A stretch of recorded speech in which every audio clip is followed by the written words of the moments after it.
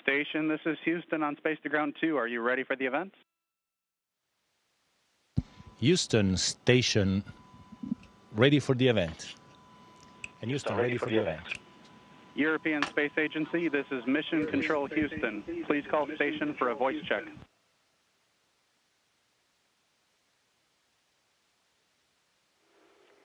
Station, this is Isa Piero from Palazzo Chigi in Rome. How do you hear me?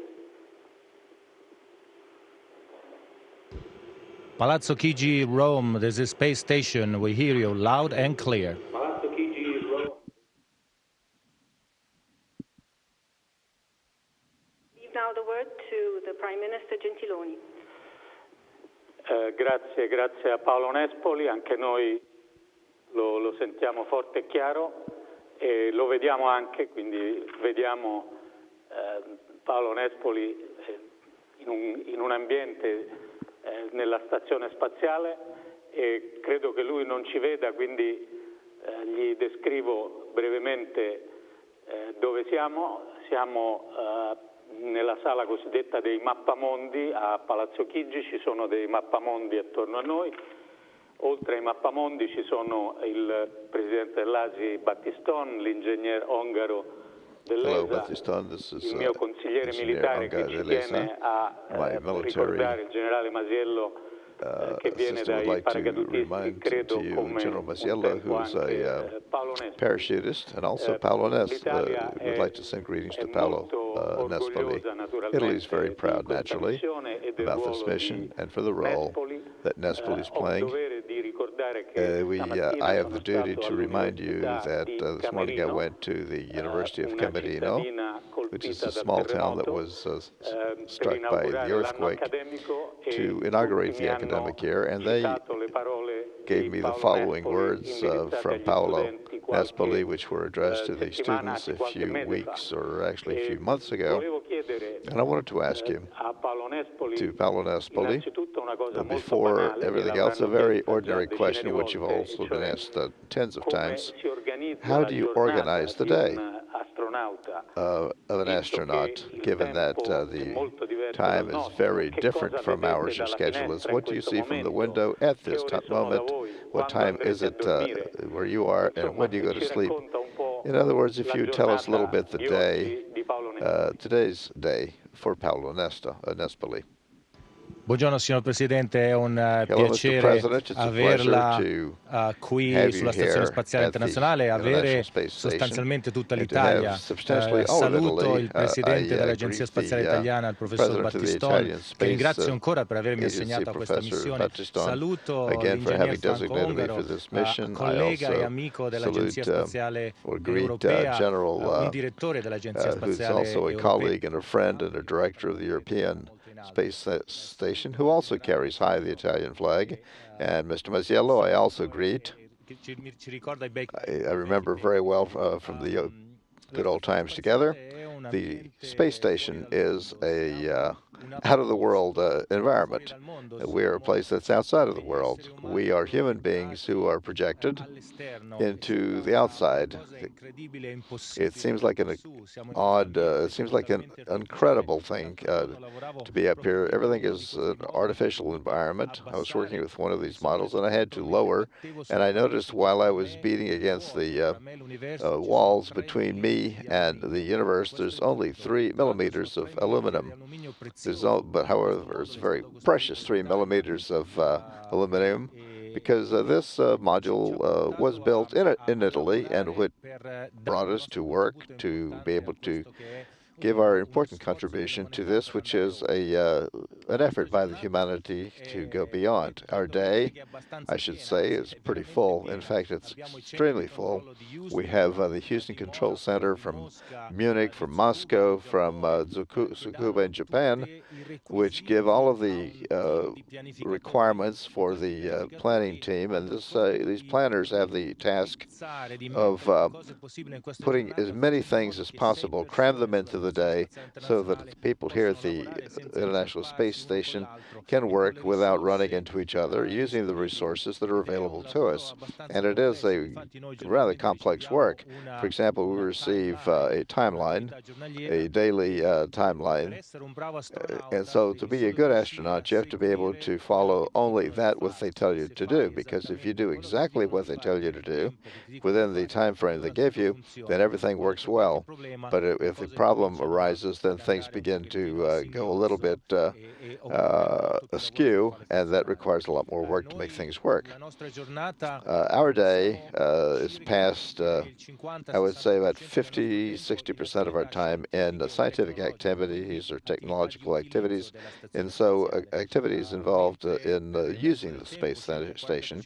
For the rest of the time, maybe 40% of the time, we have to maintain this housing as a laboratory home of ours, because I don't know, we have to unload the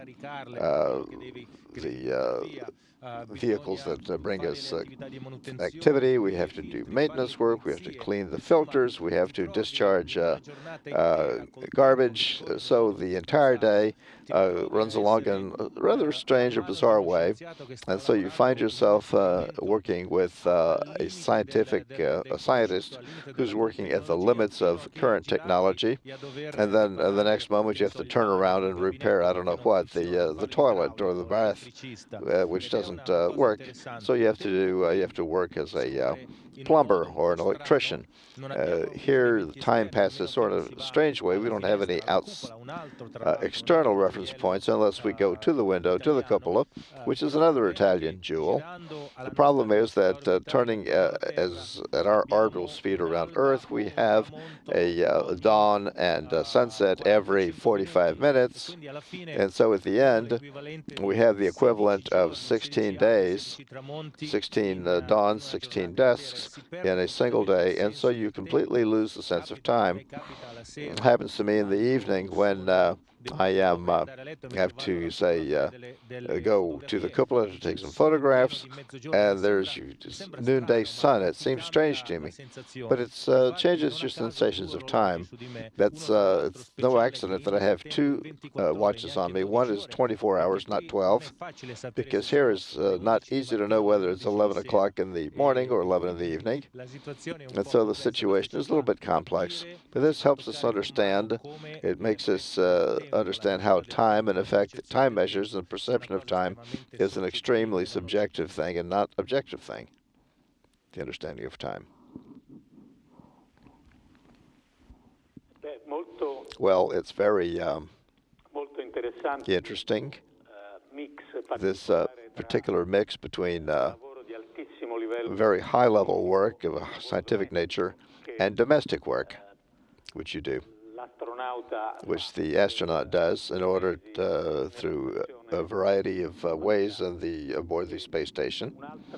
And another curious thing that I wanted to ask you about of Paolo Nespoli is, how are the relations within the space station, within the team that works on the space station? I believe that Paolo Nespoli is a representative, a European representative among Russians and Americans, and it seems to me that the space station, from this point of view, is a place that is very privileged in terms of relationships among the various countries, which in some way enables you to remain beyond and very far from normal geopolitical tensions. The political tensions, of course, happen even aboard, or do they also happen aboard the space station, these geopolitical tensions? It's true the space station has six team members, 2 Russians, 3 Americans, and 1 European representative from the European Space Agency, an Italian in this particular case. It is a place in which is confined and isolated, a place in which I can say, well, in the evening I'm not going to go out and take a walk or go out and have a pizza with friends. You are forcibly here, and we are forcibly dividing per force a restricted space with 5 other people. During these days we are there was a joke. How do you say, something that we joke about or laugh about? It happens once in a while that we're different modules, but in some particular reason, perhaps we might have all four of us in one corner, one on top of the other. And so we laugh and joke about, come on, everybody in the left corner to see what happens. And it's a strange thing that we have been able to succeed in turn into a joke when we have to be crowded together, because to be sincere, it can be very irritating when you're trying to do something and here's somebody else who touches what you're doing and it flies away, you don't find it again, or maybe he moves a computer away on which you had put things that you have to look at, and so it's a cohabitation that's very interesting, as you might think, like with married couples. It's a sort of marriage that is managed with attention. We have the good fortune to have trained together.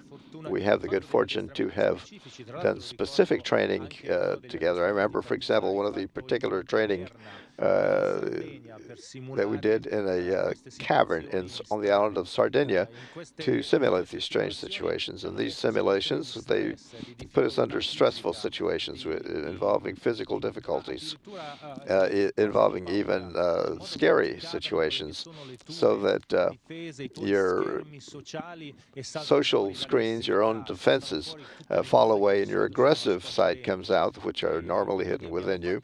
And so we've been able to train in this way, so we know that, or at least we try to measure and verify our behavior and the behavior of others, which is a very important thing that we're always doing.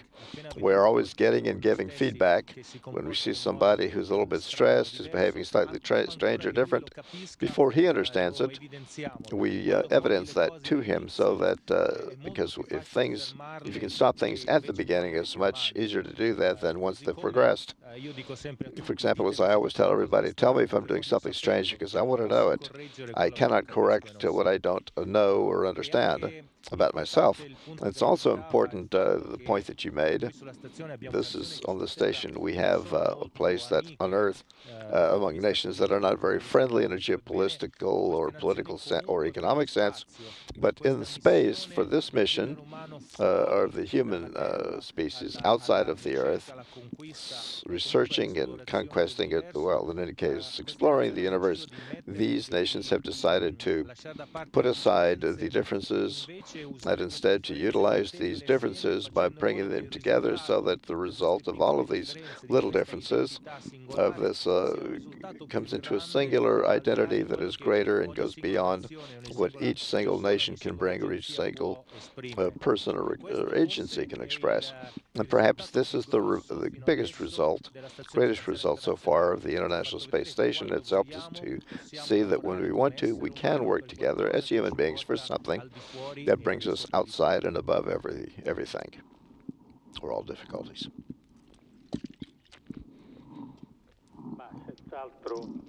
Well, it goes without saying, I think this is an important, very important value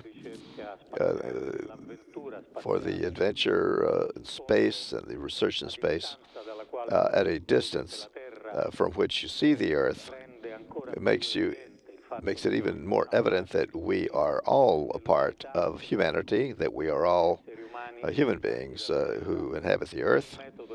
The method employed in the space station could be of some help to all of us from many points of view. Another thing that I wanted to know about, and to address it to Paolo Nespoli, knowing that he has a great deal of experience, all of the projects on which you're working, and that one half of your day that is dedicated to scientific work, they all certainly have fallout, important fallout on medical research, engineering research, materials research on Earth. Is it possible to describe some of these projects, because they have an interest that to us ordinary citizens can understand in terms of their relevance? What are some of the interesting examples of these projects that perhaps you can describe to us? Mr. President, this is the question that I'm often asked, and I'm very happy to respond to. Sincerely, I find it somewhat difficult to respond exactly to such question. Here we have about 300 experiments in the space station.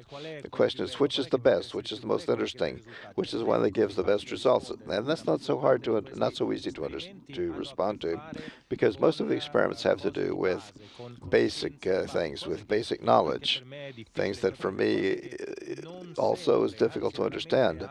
Rarely do they have an immediate use in a practical sense, because they have to do with expanding our knowledge, trying to understand how things work, to try to understand and to use this gravity-free environment in order to be able to do things that cannot be done on Earth.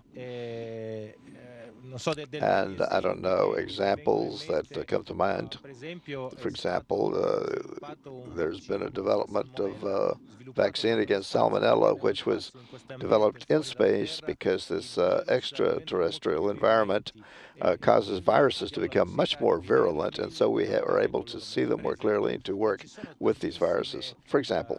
But there are so many applications that slowly, little by little, it's hard to say little by little, but they arrive and they enter into the our daily lives. For example, lubricants that behave differently. It's really hard for me to understand exactly to these questions in a precise manner. Something that I always tell students is that, or to kids, young people, who are very able in doing web research, they can go to the city web of NASA, the European Space Station, or Space Agency, and also the Italian Space Station. On these sites that contain complex and simple examples of what we do, things that have been seen and done in space and then which have arrived back to Earth. In fact, this space mission on the International Space Station is not something that is only for its own sake. We're not here just to do this. We're here to work outside of Earth, but for Earth, and this is what we do every day.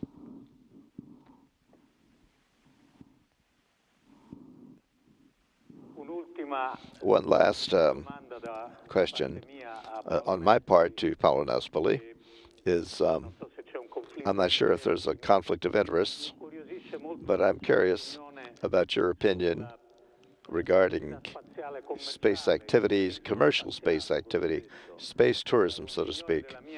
A gentleman of my age who is not prepared scientifically nor physically, as Paolo Nespoli would be, who's in the future, will such a person some year to be able to go into space through space tourism? I am convinced that absolutely yes, because after having been in space, I understand and I believe that there are at least a couple of things, unique things that this environment allows you to do, which are worth doing and make this trip worthwhile. And those are the sense of gravity, the ability to turn over within this, to overcome this gravity that keeps you tied to the into your chair or on the ground, instead to be able to become sort of like a Spider-Man who can do and lift things that are very heavy. It gives you an incredible sense of freedom. And then there's the capacity of being able to observe Earth from here, to see this planet in a completely different way, and to extract yourself from the reality or the atomic everyday reality. I tell kids always to be on Earth is to pretend to look at a painting with your nose right against the canvas. You don't see it. What can you see? Maybe the pupil of Mona Lisa, maybe just a little tooth. But if you want to see this image, you've got to pull away from the painting to be able to understand what it really means. And this vision of Earth is something that is really incredible. I would say that all of those who will come here will have the knowledge of having been improved Earthlings, and these things will make us become. This will make it become a place that everybody wants to go to, given the possibilities for commerce, for commercial activities that will bring us here. A little bit today, it's a little bit like you take the plane if you want to go to New York or to Maldive Islands or somewhere else on vacation to seek out something that you don't find at home. I'm convinced this will happen in the future. I don't see any conflict. I do not see any conflict with the activities that we're doing today. The governments must do that which is that private persons cannot do. But at the moment, the private agencies can come to space and to have their own vehicles. The governments will then have to concentrate on, I don't know, go out to Mars, to go beyond, to do things that remain impossible to the private sector.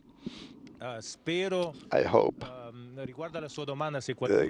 with consideration of your question, somebody a little bit older without the training of an astronaut, whether such a person go to Spain, my answer is absolutely yes. I believe in this regard in a few years that there will be the possibility. In fact, it already has happened, even for me to be able to buy a ticket and come back to space and to experience again this joy of being free of gravity, to be able to look at the Earth and no longer to be attached to a timeline for daily activities that follows you on a daily basis, but simply be here to enjoy this place which is really out of this world. Thank you.